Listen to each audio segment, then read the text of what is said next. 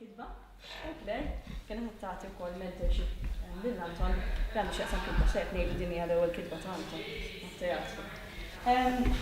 Imbagħad jiena ħanet għamillek ħafna minnha jafu bħala attriċi. U ovvjament mhuwiex imma dan l-ewwel xogħol ġej tat-teatru, mhux l-ewwel xogħol għall-udjenza żgħira ħafna, però huwa l-ewwel xogħol tiegħek wara li studjajt barra mix-xogħol. Li xtaqt nistaqsik biex nibdew hija għaliex ritornajt fil-wol ta' direttur, biex hemm xi raġuni speċjali, u għaliex biex xogħol Ninu. Tough ones to start off with. Okay, so well, first of all, I wanted to do Ninu because Anton approached me to direct it, and it was his first time obviously writing theatre, especially theatre Maltese. So I was very excited with the concept in general and to have been approached by him to do the work. For me, there's a special place, I guess, not just heart, my creative spirit, like to direct. I really enjoy it. I used to be a teacher for quite some time as well, and I think it's sort of, in similar ways, the same reward that I just enjoy kind of seeing the work all come together and bringing out different things in the work and also with the people who are involved. So for me, I guess directing is sort of similar but very different to acting, and I share kind of an equal passion for both. And I love children, and I love young people, and I just love people in general. So doing something that kind of talks about a shared experience that brings us all together is something that literally, for me, just kind of gets me going.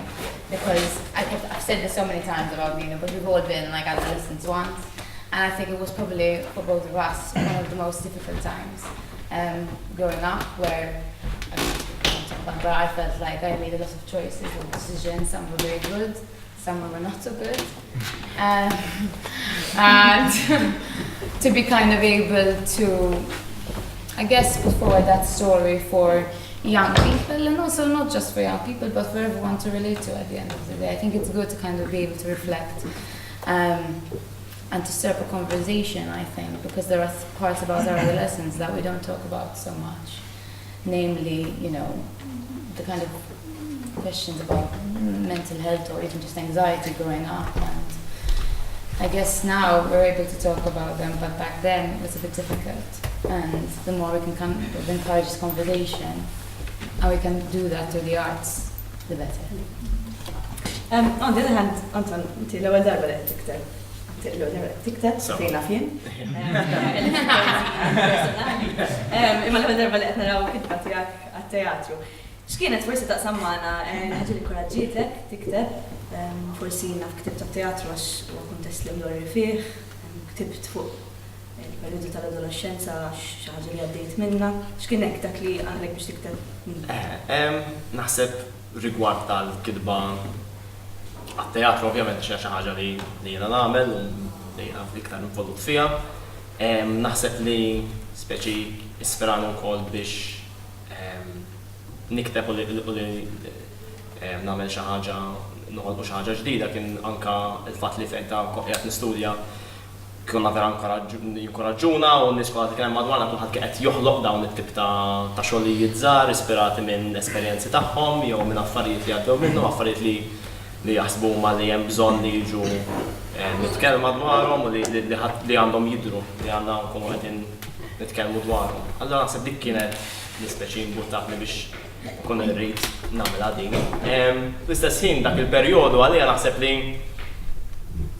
nissa li għaddew insomma 10 snin minn dakinhar, naħseb li xi naħares lura nara ħafna affarijiet fejn ngħid kważi qas nista' nemmen kif għadha dak iż-żmien, kif ġara l-affarijiet li ġraw, x'kont qed nagħmel, x'kien minn għalija li qed nagħmel, l-affarijiet kollha. U allura isni bdejt ngħid kemm minn esperjenzi personali u esperjenzi ta' ħadd ieħor li naf bihom jiena speċi rrid li nikteb dwar xi ħaġa dwar it-temi naħseb affarijiet li għalkemm jiġru dwar ġeneralment fi żmien tal-adolescenza u japplikaw għall-adolescenti, imma naħseb ikomplu jsegwuna wkoll tul ħajjitna kollha fil-verità. U li għalkemm jgħaddi kemm jgħaddi żmien u l-ċirkostanzi jaf jinbidlu mal-istess affarijiet kultant dejjem jibqgħu hemm. Ġifieri jekk huma insiguritajiet differenti, ta' kif hawnhekk hemm. Jekk għandek tipi ta' mod ta' kif inti trid issib klikka li tkun parti minna, mod ta' kif inti ħossna li rridu nfittxu l-identità tagħna, dik xi ħaġa naħseb li tibqa' dejjem hemm, kienet minn dejjem u tibqa' dejjem anke jekk jinbidlu ċirkostanzi li nkunu fihom. Li rajt interessanti u kollox, ovvjament kellna performances li saru għall-iskejjel, ovvjament kienu awdjenza xejn iżgħar minn dik li hawn illum. U interessanti wkoll ir-reazzjonijiet differenti. Ġejjem ir-reazzjonijiet ta' dawk li bħalissa li mill-adolescenza li huma naqli żjed u matturi jistgħu li iktar li forsi ftit iżjed lura x'inħossu li huwa wisq biċċin ta' dak li jafu li għaddej bħalissa, mentri l-udjenza adulta minna taqna u ħalisna lura u għedna kemm kont bella, kemm kont. Ir-reazzjoni hija interessanti wkoll. Minna ħatija Claire, ovvjament fuq bħala outreach tal-kodba jiena għadna fek lettur tiegħi il-Junior College, imma ovvjament u mentor ukoll. Imma nafuk ukoll bħala personalità tat-teatru, xogħol tiegħek ġenerata tat-teatru, tikteb ħafna tfal. U forsi minn jiena iktar kritika xtaqt ninsaqsik fejn tħoss li wasalna fejn x'jaqsam it-teatru fil-lingwa Maltija bħalissa u anki speċifikament fit-teatru għall-udjenza żagħżugħa. Illum wara li nara il-play, meta naf li Anton mhuwiex daqshekk il-Malti, ħanajdek, seta' faċilment jikteb bl-Ingliż. Jgħix barra, sewa li jara l-iktar performances bl-Ingliż. Id-direttriċi titkellem bl-Ingliż, jistefni faċli f'pajjiżna, anke meta nafu li l-udjenza jekk nikbu bl-Ingliż ħatkun ikbar, sewa, naqgħu għal dik it-tentazzjoni nikbu bl-Ingliż, jiġifieri illum għalija dik qed sfida kbira li Anton ħa li kiteb bil-Malti, żgur li tal-età tiegħu jiena ma tellajtx ma għamilx xogħol bħal dan.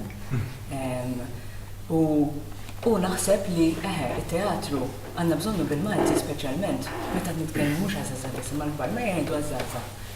Ftitu mal-affarijiet li qed nagħmlu bħalissa bil-Malti. Hija faċli li nirtu l-plays minn lingwa oħra għaliex insibu għal-esta, sewa l-isfida jaf inqas.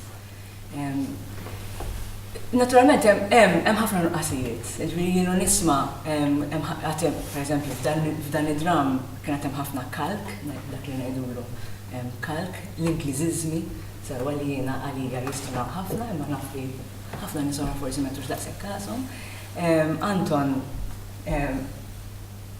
anka flimkien, mhux vera Anton, irnexxilna nisfidaw din il-ħaġa anke jiena kollu irrid nipprova nisfida din il-ħaġa l-Ingliż jien kollu jibbombardjani. Kien hemm mumenti forsi fejn l-Malti ma kienx daqshekk ritmiku, imma fl-istess ħin naħseb li kien hemm ħafna u ħafna ritmu li għalija dik kienet importanti meta kont qed nara t-teksts tiegħu. U ma nafx naħseb jiena overall jiena kuntenta ħafna ġifieri li xtaqt rajt aktar drabi Anton u xtaqt ukoll kieku rajta mal-istudenti. Naħseb li kieku kont qiegħda mal-istudenti ma naħsibx li kienu jidħlu daqshekk.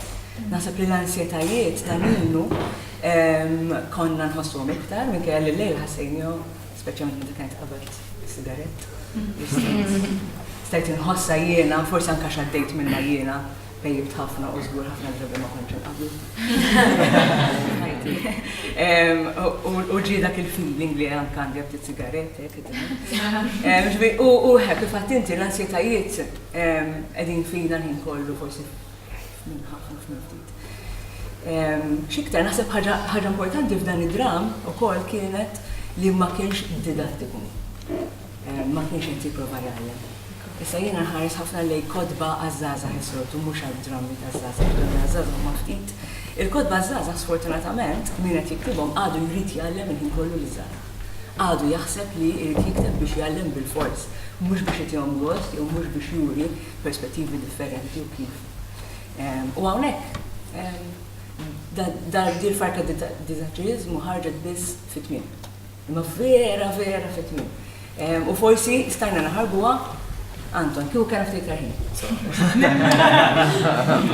Fil-fatt, il-mistoqsija li miss kienet xovent qed insemmu l-element ta' mentorship li kellkom bejnietkom, ovvjament huwa parti minn diskussjoni ħafna kbar fuq għandu x'jaqsam l-iżvilupp, ir-riċerka, dak l-istadju fi proġett li personalment inħoss li forsi għadna maħniex qed nagħtuh daqshekk importanza f'ħafna proġetti li nara, ġifieri kien hemm bidla u kien hemm iktar awareness tal-importanza tar-riċerka u l-importanza li tagħti ċans għall-iżvilupp tax-xogħol. Dan il-proġett ġie propost lil Zigu Zajk għall-Festival tas-sena li għaddiet fi frar tal-2018. U minn dak iż-żmien bħala tim kellna diskussjoni twila fl-aħħar xhur fejn iddeċidejna li nħallu iktar żmien biex ix-xogħol jieħu l-ħin tiegħu, jkun hemm iktar ħsieb, jkun hemm iktar riċerka, Anton Bettina daħlilna tajjeb ħafna dil-birsi tax-xogħol. Iżda, ovvjament, xorta nixtieq li forsi naħdu ftit fuq dan l-element ta' riċerka u l-iżvilupp nafli kont nitkellem ma' Bettina wkoll ma nafx jekk taraw xi differenzi forsi fil-mod kif inħarsu lejn l-R&D għaw Malta, jew forsi jkoll barra minn xtutna jkretu xi differenzi u x'inhuma x'kienu l-benefiċċji għalikom ta' dak il-perjodu fl-iżvilupp tax-xogħol.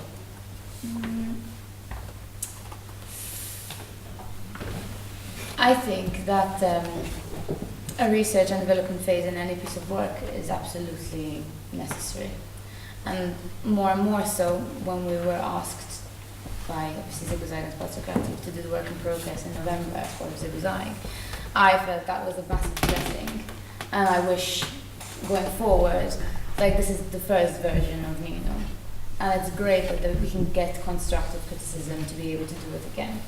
In a way, of course, eventually I have to say, but this is my final product. But I kind of challenge that slightly, and I think that, I think there's always work to be done because life and themes and issues are constantly changing. And we as people are constantly changing, so I think that the work should kind of progress with it. Especially with something like this, we were asked so many times, like, is it a different experience for you when you were teenagers then? As opposed to teenagers now, and in many ways, not really. But obviously then there are things that have changed. So being able to adapt, I think, is really important. And the difference I feel here and in London is that I guess there is a sense of research, and there is the search of developing something, and there is the search of, rewriting and having, work done, having a scratch night, and I think that's imperative, and I think it's absolutely necessary. And I think obviously because the pool of actors, of creatives is much bigger, people are so desperate and wanting, not wanting to work. But I think the attitude is, a give and a take. And I think that should be, it's not about doing something for free. It's not about anything to do with exposure.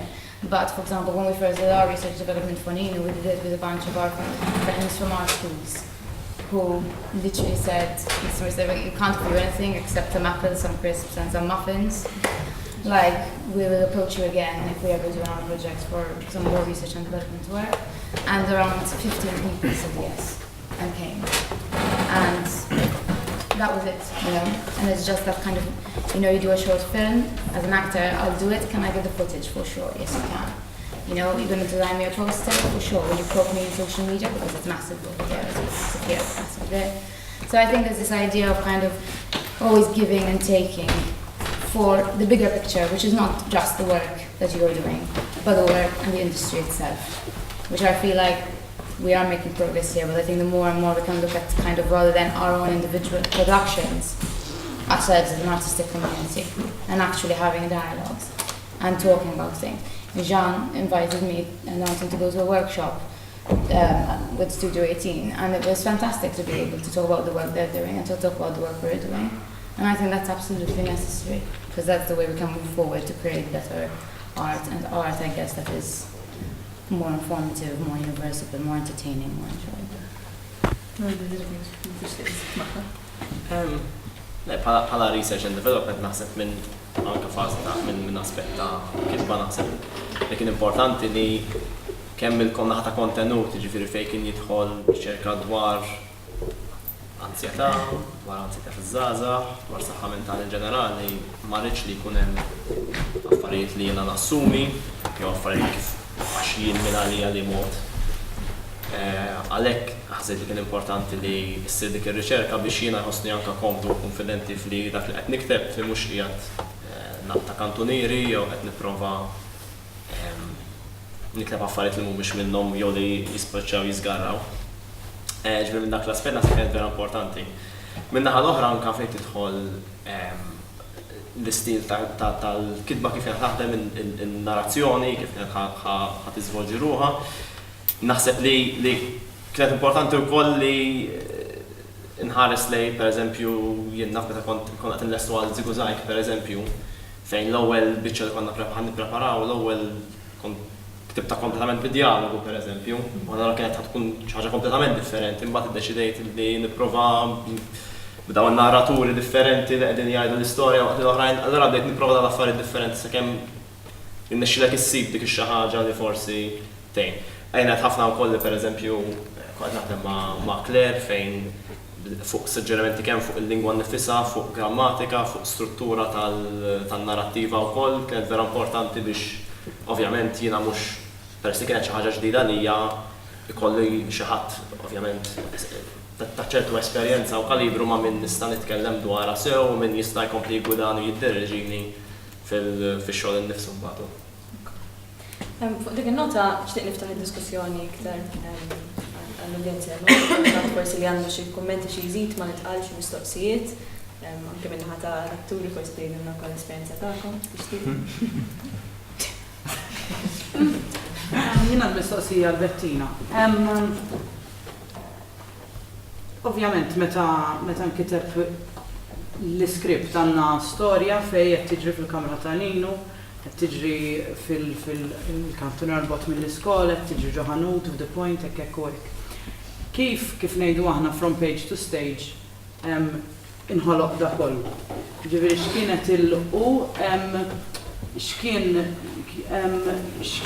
x'kienet x'kien il-proċess għax ovvjament ma nimmaġinax li fir-rehearsal room kien hawn l-istruttura kif fid-devising process ħdimtu biex mbagħad wasaltu għalhekk. Okay. So I guess the best way to answer this is to kind of go by what I think is important to work with in terms of like the words I use for like the way I process things. So for me, the most important thing above anything else was the script, understanding the script first and foremost. So me and Anton had many conversations. As Claire addressed, and I think it's important to note that my first language is English. I speak Maltese, but I grew up speaking English, so my Maltese is not as, beautiful and I'm not as articulate. So I wanted to make sure, for me, that was a massive task, that was extremely important for me to understand every single word and not make a mistake. At the end of the day, I think that was the first and foremost most important thing, and even with the actors, we went through the script many times, made sure we understood everything, the meaning behind every metaphor, every word, every beat, so that was very important. Then in terms of creating, I guess, the entire vision, for me, I believe a lot in working from an organic place, so I look at the script and I say, what is like the essence of it? For me, because we're talking about an adolescent experience, there's a sense of youthfulness to the piece, so I wanted it to be playful. I thought that was extremely important.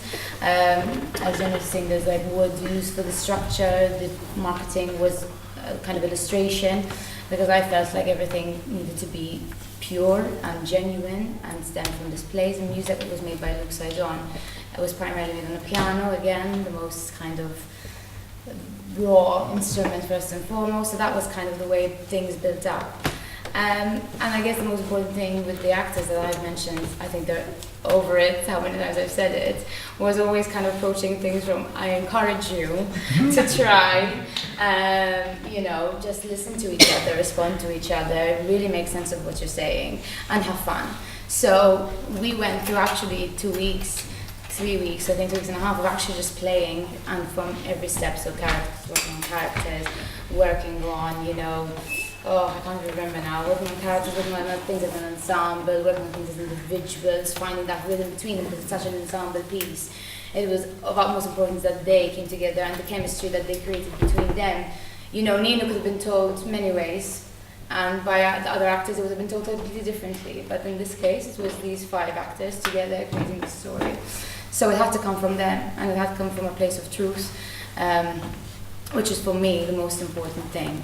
So we just played and tried, and the things over and over again, and they brought their ideas in, and then eventually I just go, that's good, that's not so great, that's good, that works, let's try this. And you just kind of, for me, I feel the most important thing, as in my role, is to bring the best out in every single person on board. So the best work from these guys, the truth, obviously, in their work, the truth and the work that fits appropriately for the production, and it's always a conversation. So I feel like, I've said this is what I've done before 1,000 times, we're all equal partners, it's a collaboration at the end of the day, so the set designer is just as important as the actor, just as important as the director, just as important as the writer, just as important as the lighting designer. It's like, we just all need to have a massive dialogue, and everybody did. So set design consulted Francesco, who did our illustrations. And it was just a massive dialogue, and everybody contributed, and that's the best way to make work happen, when you actually have a conversation about it. So I think that's kind of, in a nutshell, the process in general. I don't know if you guys have anything to say. It definitely got to a point naħseb fej kollha kemm aħna qedna meta nifqu nilagħbu, when are we going to set this? And we came in here and we're like, okay, there's a set, it's getting real, like when's it going to happen? But I think that was really good because we were really given freedom to play. And especially like that Tina said, to reiterate almost, because we're always constantly speaking, you needed to like keep things fresh because it can get boring really quickly if we're just narrating this thing. And I think with like your help and with Anton's help, it was really nice to have the writer in the room as well, just because you could turn to your friend and be like, what the hell do you mean? and then you're like, oh, with all these like massive, like, just eureka moments. I had a few of those. To answer your question about the set, as in we marked out the structure on the floor, and we knew it was going to be there, so we worked around that, and then when we came into the room, obviously there's things that you need to fix. And then we kind of just went ahead and stuck to our blocking whilst adapting to make it work for, obviously, the space. Xi kummenti mistaqsijiet? I think this is mainly a question for Anton, but then even for Bettina, once you like start putting the piece on its feet. Because you keep saying, this is a very universal topic, we were all teenagers, and there's so much to it. I'm just wondering, as a writer, and then once you start doing it, like, how do you know when to stop? You know, because for example, the relationship with the mother could have been expanded. There could have been more about the school, because there's just so much. It's such a loaded time in our lives, and like you're saying, we all experience it, so we all know something. So, from a concept point of view, how did you kind of rein yourself in and say, okay, let's just keep it to this?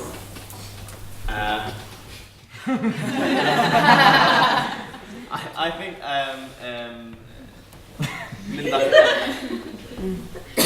f'sens bdejt għall-ewwel nikteb l-affarijiet u anke bħala fejn daħlu ċertu karattri bdejt naħseb fejn jistgħu mmorru, kif jistgħu jduru min-naħa l-oħra. Imbagħad ovvjament xi kultant ikollok tagħmel lemmu minn hawn, tajt ora dan seta' marem, imma fil-verità ħabba l-ħin limitat ma nistax tibqa' sejjer biha, li qed tiġi fuq ommu mhux fuq. Allura naħseb li provajt nagħmel jien li nimxi ma' anke ma' three-act structure fejn inti ħalli jkun hemm ċertu sens ta' struttura wkoll li tagħmel naqra iktar sens. Kellek kollox pjanat diġà Anton. Kellek kollox pjanat fejn ħajkunu l-affarijiet, is-sitwazzjonijiet, le? Eżatt. U kien hemm iżjed, hemm ħafna iktar sitwazzjonijiet, imbagħad ġranet da ma jistax. Titkellmihom tkun taf kemm kull sitwazzjoni meta trida tkun. Eżatt. Ma tgħid mela dawn. Għax infatti fil-bidu konna tkellimna jna u Claire u għedna speċi min huma l-karattri li ħajkun hemm, x'huma sitwazzjoni li ħajkun qiegħed fihom, fejn huma t-postijiet, x'tib ta' relazzjonijiet għandu, anke bħala profil dwar il-karattru nnifsu u biex minn hemmhekk dik hija l-bażi mbagħad minn fejn nistgħu mmorru ħalli dan Ninu jkollu xi ħaġa xi jsegwi u mhux jispiċċa jagħmel affarijiet. Bla ddorx nafu li dak huwa affarijiet li hemm ħajaħdu lura miegħu. Naħseb anke pereżempju l-aħħar biċċa, karattru ta' Ġulja pereżempju kien sparixxa kompletament. Kieku kellu ftit iktar ħin, Anton, kien jirfina iktar kuxjenzi differenti. Dawn kienu kuxjenzi differenti li kienet idea vera tajba brillanti għall-ansjetajiet, għax aħna nkollu bombardjati mill-ħsibiet tagħna stess.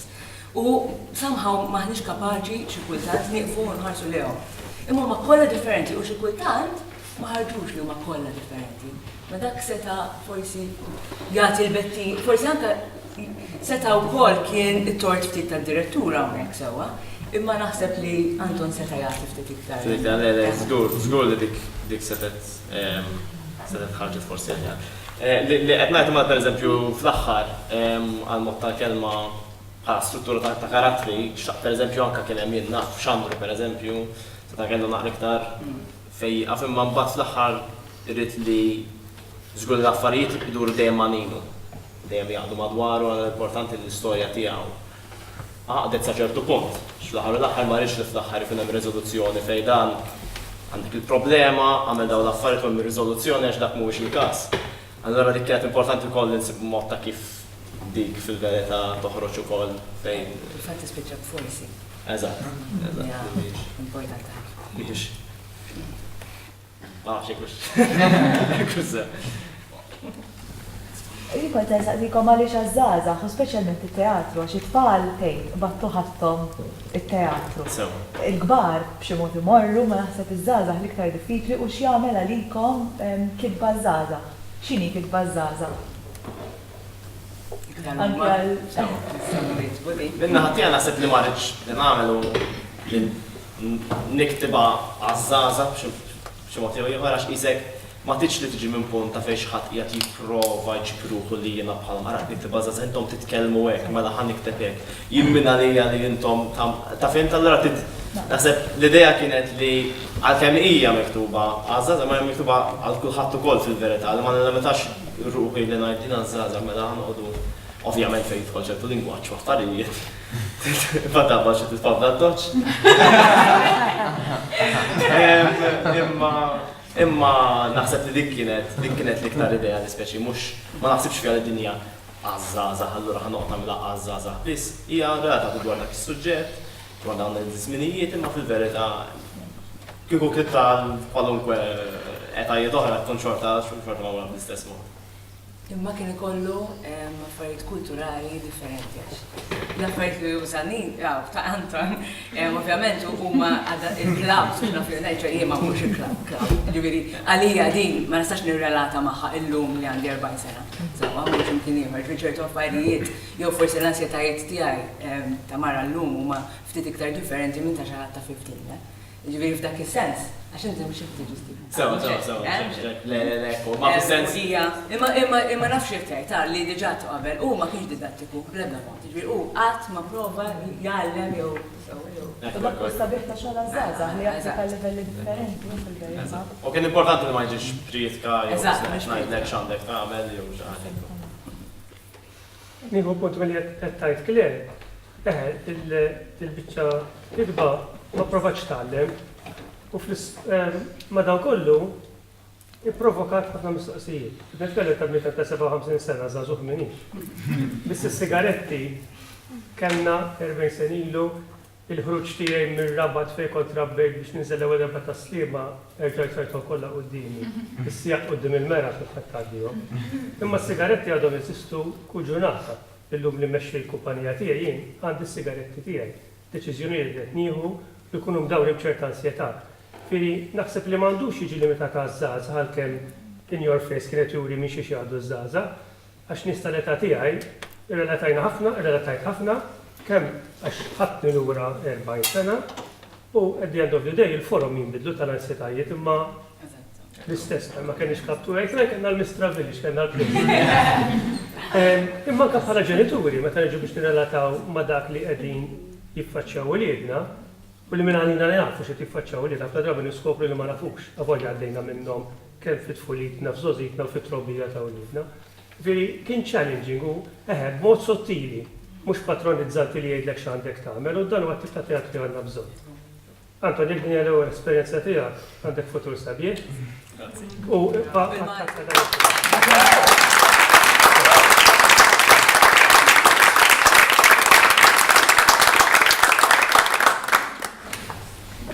Ma xi kien xi ħadd ieħor, ċa? L-għonet prosit, vera naqbel li kellek tberik sabiħ ħafna. U naħseb li nispera l-melodi ma tispiċax bis parti mill-amara ta' teatru għazzaza, imma naħseb li kreajtu xi ħaġa sabiħa li issa hemm bżonn tixkatlawa, tispuha u dik l-mistoqsija li għandek hemm x'ħsieb li tibqgħu tiżviluppaw da xogħol jew almenu dat tip ta' xogħol. U kon ma mistoqsija oħra, għax inti Stefani għat li tfal isom iż-żazax ma ħaduwix isom baqgħu naqra. Kellhom reazzjoni differenti. Il-mistoqsija tiegħi peress li intom semmejtu ħafna l-esperjenza personali tagħkom fiha. I miktuba għaż-żazax meta kontu żazax intom, jew għaż-żazax li huma żazax illum, għax jiena nemmen li f'10 snin. Għajni, jena għandi uħti 14 sena iżgħar minni u l-lingwa li titkellem ma jifhimix. Il-żgħażagħ tal-lum kienu involuti jew jistgħu jkunu involuti issa fl-iżvilupp ta' Ninu jew għandhom ikunu involuti jew għandhom tibqa' canvas kif qed jgħid is-sinjur li tapplika kulħadd. Eżempju, is-sigarett illum huwa joint, ċani tal-van illum huwa a foreigner, Rocky Balboa illum jafuh, jew jafu Frozen. Ġifieri dat tip ta' mistoqsijiet hemm żvilupp mal-udjenza li ġiet tarakom għax nemmen li dax-xogħol jista' jiġi aktar personali għaż-żgħażagħ tal-lum iktar ma jinvolvu ruhom huma bħala feedback bħala interess. Sewa, l-ewwel qed naħseb li ma nixtieqx li tkun l-aħħar ħaġa li għamilna biha u li nkomplu nisviluppawha. Però naħseb l-idea kienet li għalkemm hija miktuba żgħażagħ, però li tkun minn sfera aktar globali u mhux li qed inħarsu li għal żgħażagħ tal-lum biss. Dik ikun diskors kien ħafna iktar differenti u naħseb li eżatt l-affarijiet li semmejna huma kienu s-sitwazzjonijiet li forsi vera jinbidlu matul is-snin u vera li l-affarijiet li jagħmlu żgħażagħ tal-lum jiena l-istess għandi kuġini li huma 10-11 sena iżgħar minni u ovvjament li s-sitwazzjoni li jitkellmu fuqhom huma differenti, però il-problemi li jaffaċċjaw ħafna drabi xorta huma l-istess imma fuq ċirkostanza differenti. Dirit pereżempju ta' Rocky Balboa, Rocky mhux ta' żmien lanqas Rocky Balboa. Li għas ta' żmien, ta' mhix il-kult il-ħaqtu ma nafx jekk l-eżempju da. Imma li qed ngħidu naħseb ikun interessanti ħafna l-udjenzi żgħażagħ. Jekk dak tip ta' xogħol li għandkom dal-potenzjal li tellgħu dak tip ta' xogħol u għandna bżonn ħafna aktar minnu għaż-żgħażagħ għax naħseb li l-udjenza l-inqas li tinqabad tat-teatru u bil-Malti għaw aktar ftuħ u għaw aktar bżonn.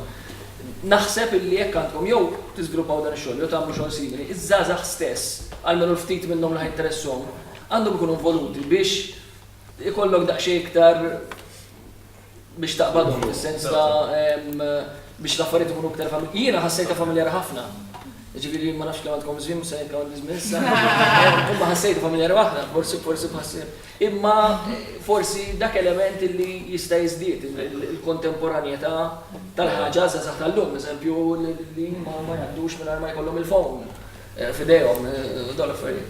Kważi jekk nista' kien interessanti ħafna tkellimna anke ma' xi għalliema li ġew mal-istudenti u xi ħaġa ir-reazzjoni naħseb li kienet interessanti rajna ħafna xogħol fej kien ħafna iktar viċin ta' dak li jafu żgħażagħ li fettejt inti kemm it-teknoloġija toħdilhom over ħajthom.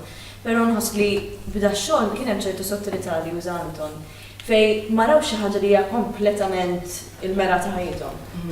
Imma xorta waħda l-messaġġ u l-ħsibijiet, l-idea ta' ħsibijiet tal-ansjetajiet waslu ċari ħafna. Jiġifieri anke kellna ċertu mistoqsijiet għamilna Q&A żgħar mal-istudenti, il-mistoqsijiet li jistaqsu jien aspetendejthom li se jistaqsuhom bħala żgħażagħ kienu mistoqsijiet intelligenti ħafna u mistoqsijiet li tara kemm actually daħlu fil-fond ta' dak li kienu għadhom kemm raw, il-mistoqsijiet li qed niddiskutuhom illum. Jiġifieri nifhem anki minn fejn ġejja l-idea li forsi kien hemm biċċiet li għax fl-istess ħin kien hemm biċċiet li qalu isma' kelma debbo li pereżempju jkummentaw ma setgħux jifhmuha ma kinux ċerti x'inhi. Hija kelma deboli hija kelma pjuttost faċli ma nużaħiex il-ħin kollu imma nista' nifhimha. Għalihom kienet diffiċli. Jiġifieri naħseb kien hemm postijiet fejn iva kienet ftit diffiċli għalihom, imma naħseb dik is-sottilità għenet ħafna mbagħad biex il-messaġġ wasal iktar fil-fond. Jiena. Nista' sekonda waħda Lex, nishtin wieġeb li xon, għax ovvjament jien kont il-mentor u jien għallima ta' junior college li 10 snin għallim iż-żazax, imma jien u daw il-mistoqsijiet xon kienu nkorru f'moħħi. Imma jien bdejt ngħid mela l-ewwel dan it-tifla għandu 15 sena għadu ma ġiex il-sixth form. Ħafna żgħar. Le, il-protagonista tagħna, il-protagonista. Ħafna żgħażagħ ta' titletajt, ma jkollhomx mobile, ma jkunx jużaw mobile. Inti taħsibx li kull persuna għandha l-mobile. Jew ma naħsbux li kull żagħżugħ jieħu joint, jew kull żagħżugħ jesperimenta bis-sess, jew kull xejn affattu. Ġu meta jitlu sixth form, iż-żgħażagħ li letteralment qas Facebook qatt m'għandhom u vera fuq il-Facebook ma jafux ħajjitfgħu. U hemm oħrajn li xelgħu jesperimentaw bis-sess diġà. Mela hemm dik il-qabża u dik id-differenza kbira. U għalhekk ma kummentajt fuq dawn l-affarijiet. Naħseb parti mis-saħħa, naħseb mhux parti kbira mis-saħħa tal-irajna kienet personali. U ma nistgħux ninsew id-dati ta' żgħażagħ. Tista' tinduna li kif kiteb kienu affarijiet jew saqsejt jew għaddejt minn personali, dik importanti. Il-feedback ta' teenagers. Xi ħaġa naħseb li interessanti fija dil-biċċa xogħol li s-sigarett kien sigarett ma jekk hawn tifel li għalli huwa joint, mela u ħajjajt li huwa joint kif qal is-sur mikallef li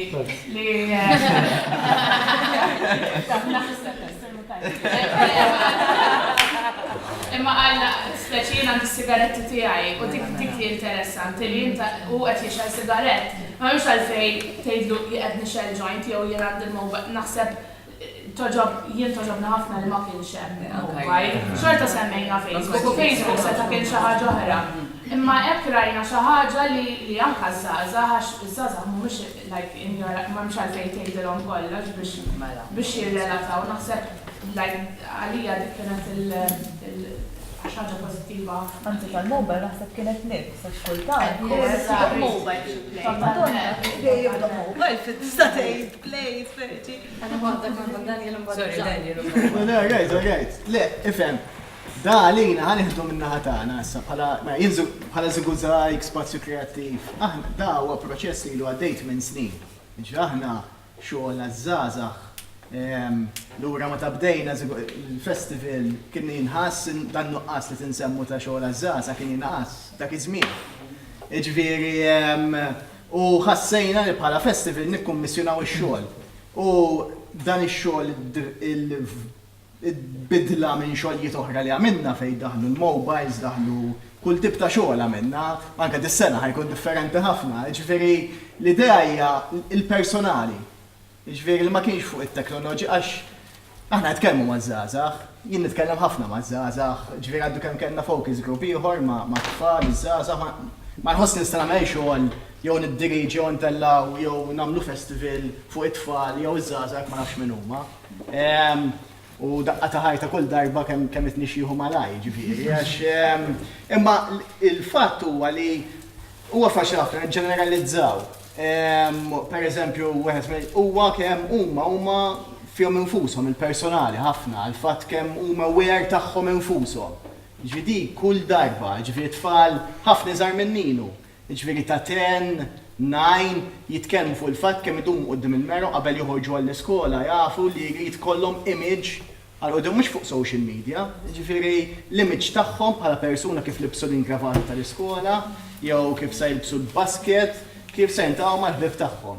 U naħseb meta ġiet proposta din l-idea, l-ewwel diskussjoni li kellna kien fuq dal-fatt ma' Bettina u Antom, il-fatt li nżommuha personali fuq il-ħsibijiet, fuq daw il-ħsibijiet kollha li jkollhom f'moħħhom u għamilna premura li jitkellmu ma' esperti, apparti ġvik Kler, tkellmu ma' esperti oħra li għandhom jaqsmu l-ħin kollu daw l-ħsibijiet, daw l-inkwiet li t-tfal jgħaddu minnhom. U toħroġ ħafna t-teknoloġija veru ntu importanza hija parti fundamentali minn dak li nagħmlu aħna kollha mhux huma dak il-baggage ta' maturità forsi fil-karattru. Nidem, ma x'jisna nagħmlu lebret hawnhekk, ġifieri daw huma.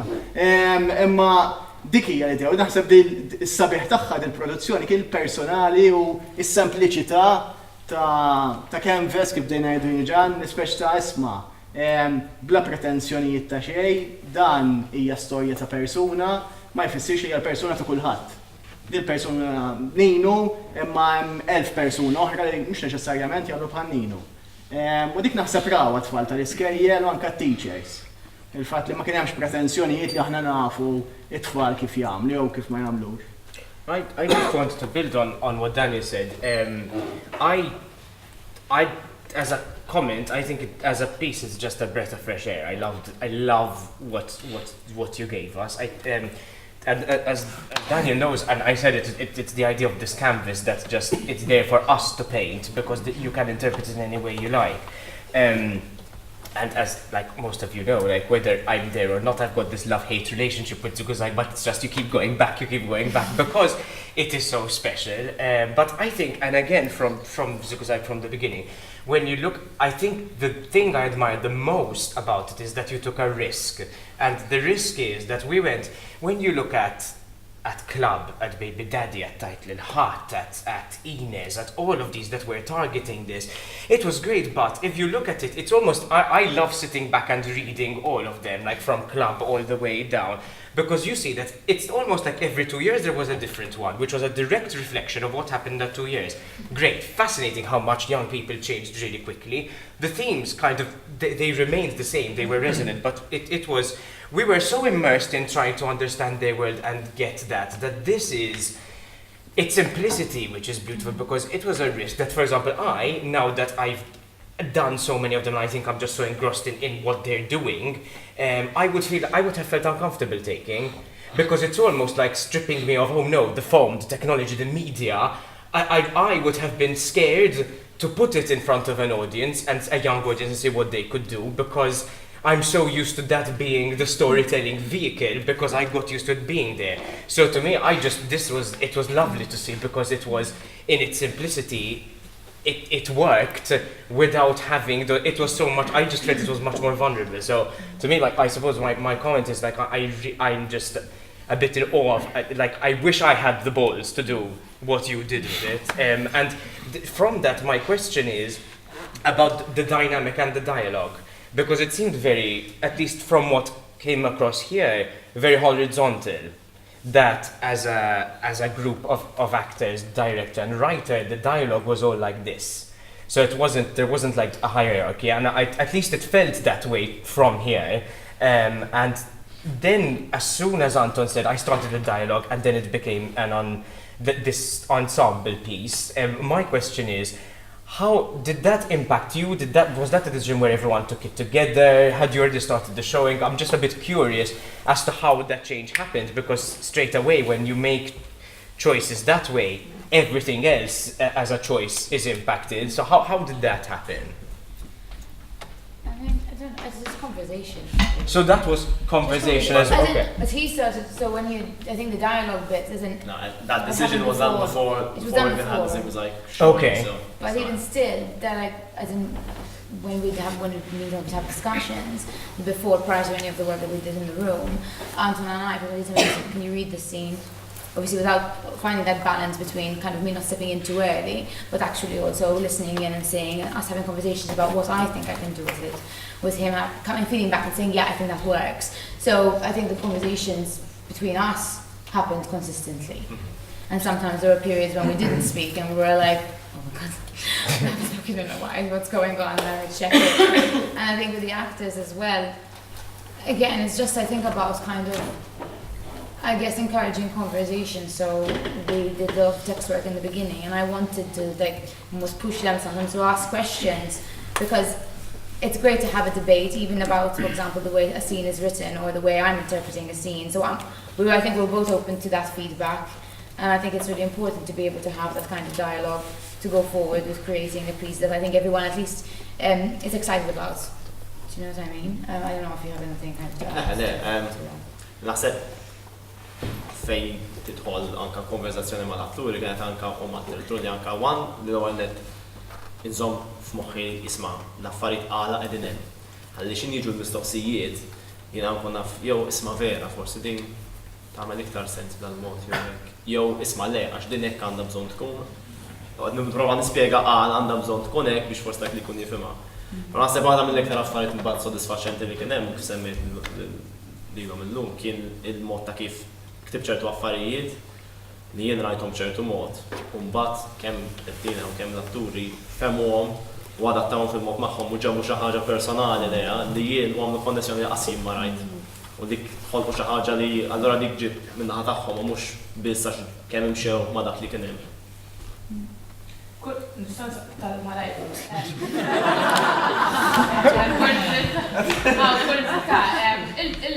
Il-partijiet li għal Ninu kienu miktubin bħala Ninu jew u l-koxjenzi kienu qasmin mill-kitba ġifieri mill-ewwel jew kien miktub bħala kif kien miktub Naħseb il-partijiet kienu għal ta' Ninu kienu għal Ninu. Mbagħad però Bat kienu 1, 2, 3, 4, 5, 6. U għalek għat ma stajna nirfinaw il-kuxjenzi. Għaxu sa l-axar baqawa. Provajt eżatt, provajt iktar kemm nkunu għaddejjin, speċjalment għal Ziguzajk kienu ħafna iżjed fuq.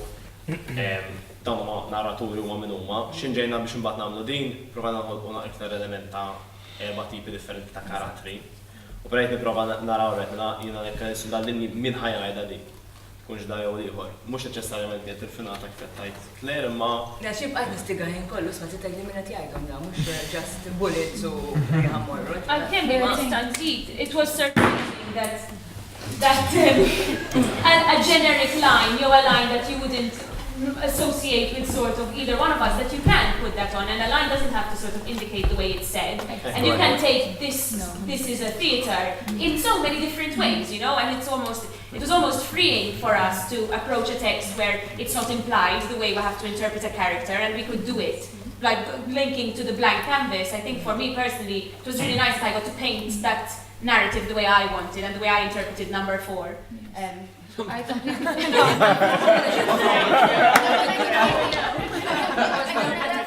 That's a really important thing to point out, because with as helpful as obviously the briefs were for individual consciences, this is something that we discovered as we went along, that although the consciences, I guess, have their own tendencies, at the end of the day they all stem from the same unit.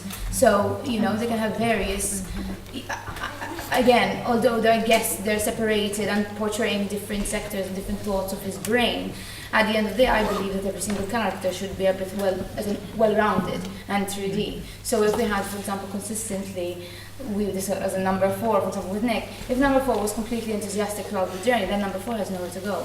And the consciences were not just kind of catalysts for the piece, but they had the journey as well. It was important for them to have a journey, just as much as there was a journey for Mark, for Shantu. Obviously, there could be more development in all of them.